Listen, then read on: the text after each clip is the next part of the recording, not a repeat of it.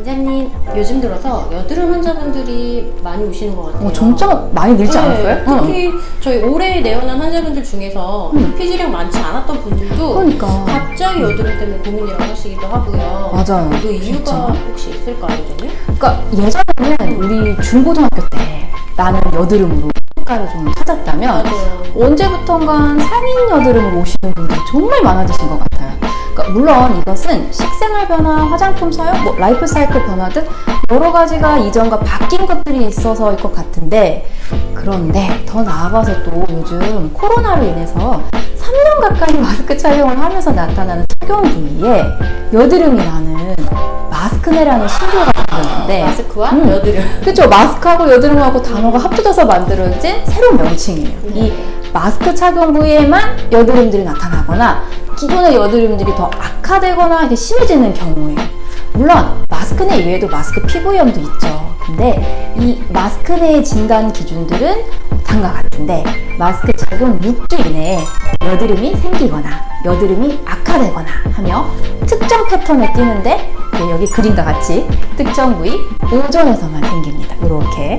물론 이 마스크내는 열대기후라든가 땀이 나는 실외 환경 노출이 위험 인자고, 이런 마스크내에 취약한 군은 액티브한 젊은 서민들이나 피지량이 많거나 여드름에 취약한 피부군들에게는 더 잘 생길 수 있죠. 이런 마스크내는 마스크 착용 기간이 길면 길수록 더 많은 영향을 받을 수 있어요. 그럼 원장님, 혹시 여드름 치료하실 때 많이 하는 대표적인 치료는 뭐가 있을까요? 어떤 여드름의 형태이든 그 여드름의 원인들을 잡아줘야겠죠. 물론 주위 환경이나 습관들을 파악하는 것도 어렵고 개선하는 것 또한 쉽지 않을 수 있어요. 그러나 여드름의 4대 원인인 많은 피지량, 여드름을 일으키는 균들, 피부 표피층의 각질들의 턴오버가 고장이 나거나 혹은 계속 쌓여서 모공이 막힌다거나 한다면, 이런 것들을 대략적으로 잡아준다면 도움이 많이 되죠. 가령 모공이 막혀서 생기거나 각질들이 문제라면 이를 유인시켜주는 스케일링을 주기적으로 하도록 하고, 피지량이 너무 많으면 피지결제를 처방하기도 하고, 피지와 모공 각질들을 함께 걷어내는 필링들을 할 수 있죠. 여기서 환자분들이 네, 그럼 필링하면 예민해지지 않아요? 하고 걱정하시는 분들이 꽤 계시는데, 그래서 피부 상태를 잘 파악해주는 선생님과 어떤 필링을 선택하고 어떻게 진행하는지 아는 숙련된 선생님이 있는 곳에서 받으시는 게 좋죠. 물론 안전하게 트리플 ADM 같은 장비들의 진정이 바로 뒤따른다면 너무 걱정하실 필요는 없으실 것 같아요.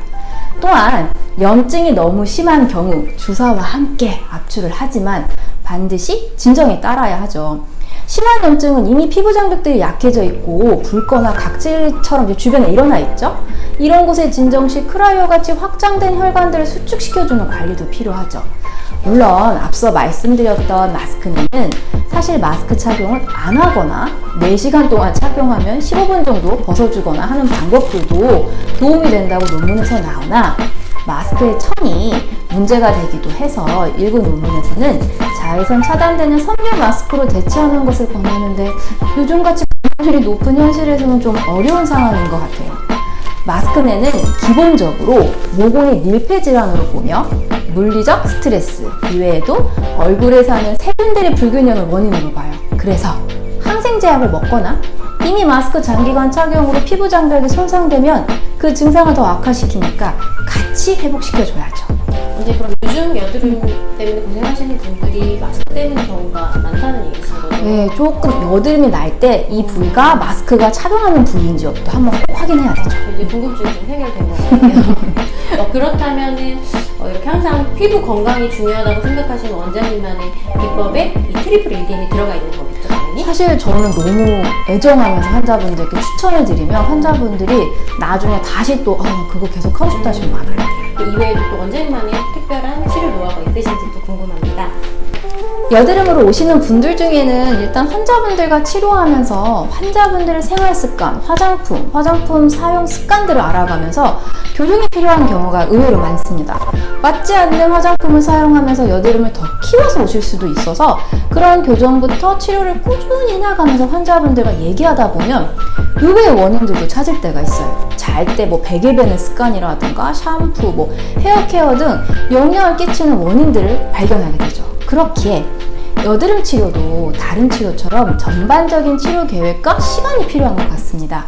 또한 환자분의 현재 상태에서 현재 나고 있는 여드름을 치료하느냐 아니면 여드름 자국을 치료하느냐 환자분과 상의를 해야 하는데 의외로 이 두 가지를 환자분들께서 혼동하시는 경우가 많아요. 그리고 먹는 약들을 사실 환자분들께 권해야 할 때 많은 분들이 약을 원치 않거나 못 드실 때가 있어요. 피지가 많은 지성 여드름의 경우에는 피지 조절제 대신 골드 PTT라는 시술로 권하게 되는데요. 골드 나노 파티클을 피지선 깊숙이 침투시킨 후에 피지선과 여드름균을 선택적으로 축적 후에 레이저로 조사한 후 머금은율로 피지샘들을 활동 못하게 하죠. 피지량과 함께 여드름 염증으로 인한 붉은기도 상당히 좋아져요. 무엇보다 시술 후에 다운타임 및 통증이 없어서 피지 조절제를 못 드시는 분들한테 많이 권해드린답니다.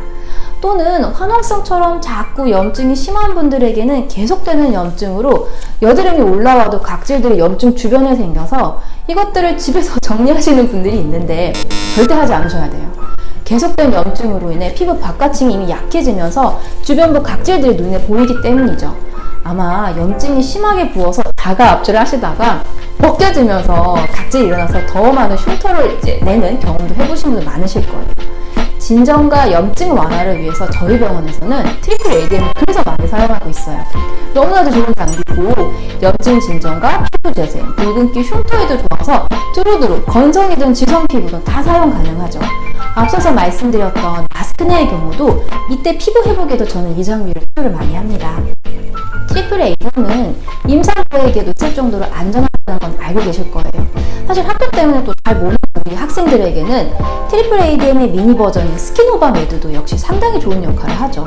사이즈가 미니라도 꾸준히 데일리로 한다면 염증 진정과 재생에 정말 탁월한 효과를 주니 흉터를 덜 남기죠. 더 빠른 재생과 흉터를 조금이라도 덜 남기고 싶다면 통증은 있지만 스킨 부스터도 상당히 좋은 효과를 줍니다.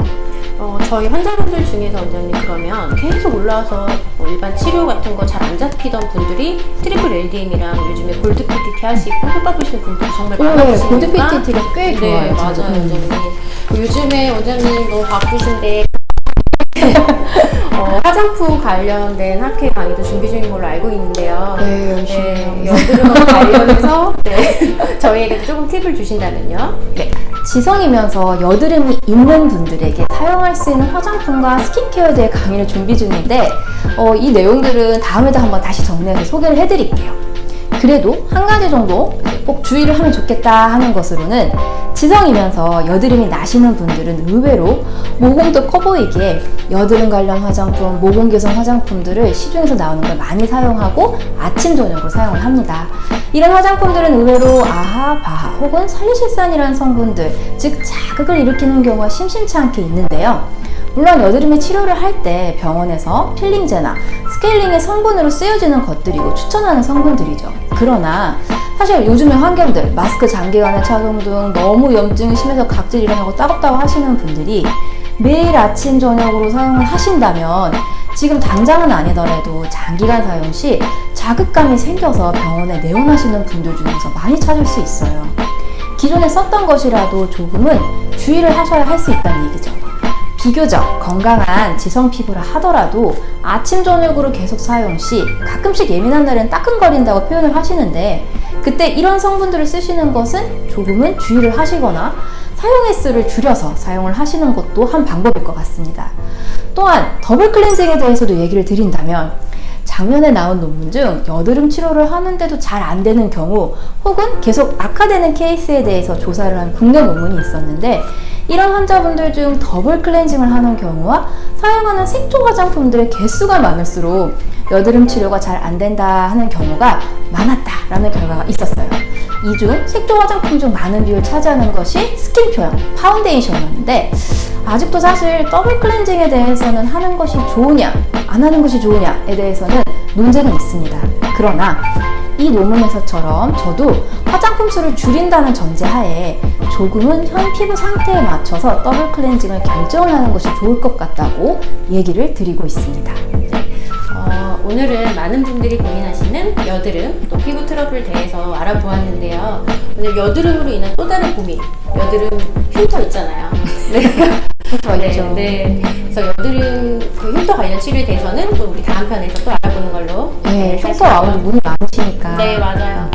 이상 중요한 순간의 준비를 함께하는 피부 속부터 건강해지는 일일 피부과 박경희 원장이었습니다. 감사합니다.